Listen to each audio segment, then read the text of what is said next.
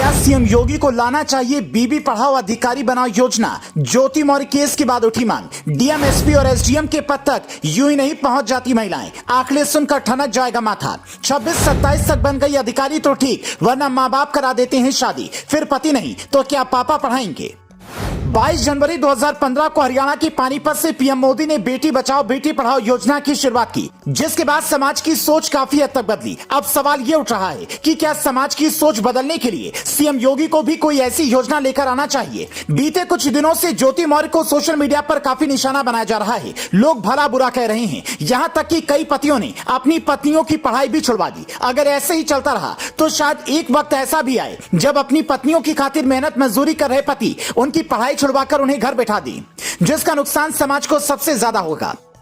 एक रिपोर्ट के मुताबिक जनवरी 2022 में भारत सरकार के 92 सचिव में से सिर्फ 13 सचिव महिलाएं थीं।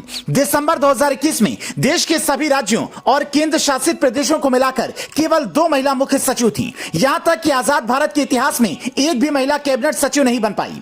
अब जरा सोचिए, जो अधिकारी वर्ग समाज से असमानता दूर करने के नियम कायदे कानून बनाता है, उसी वर्ग में समानता नहीं है। इसके लिए जिम्मेदार वो वर्ग नहीं बल्कि हमारा समाज है। प्रयागराज हो चाहे दिल्ली का मुखर्जी नगर, ज्यादातर बेटियां आपको 26-27 साल तक ही तैयारी करती दिखेंगी, खासकर जो मिडिल क्लास से आती हैं। अगर तब तक अधिकारी बन गई तो ठीक, वरना माँ बाप शादी करवा देते हैं। मन महसूस कर वो शादी करती हैं, फिर घर परिवार और बच्चों की जिम्मेदारी आ जाती है। 30 साल की उम्र के आसपास वो दोबारा पढ़ने की हिम्मत जुटाती हैं। अब वहां अपनी पत्नी को पढ़ाने की जिम्मेदारी पति की होती है। अगर पति नहीं पढ़ाएगा तो क्या शादी के बाद भी पापा पढ़ाएंगे? अगर पढ़ाएंगे भी तो क्या ससुराल वाले उसकी अनुमति देंगे? कुछ लड़कियां हरियाणा की अनु की तरह कमाल कर जाती हैं, जबकि कुछ ज्योति मौर्य बन जाती हैं, और कुछ लड़कियां कुछ सालों की अधूरी तैयारी के बाद वापस अपने घर काम पर लौट आती हैं। इंडिया स्पेंट की एक रिपोर्ट के मुताबिक साल 2018 में 61% लड़कियां पहली बार परीक्षा देने बैठी, जबकि दूसरी बार सिर्फ 19% लड़कियां परीक्षा देने पहुंची और 5वीं बार सिर्फ 5% लड़कियां थीं।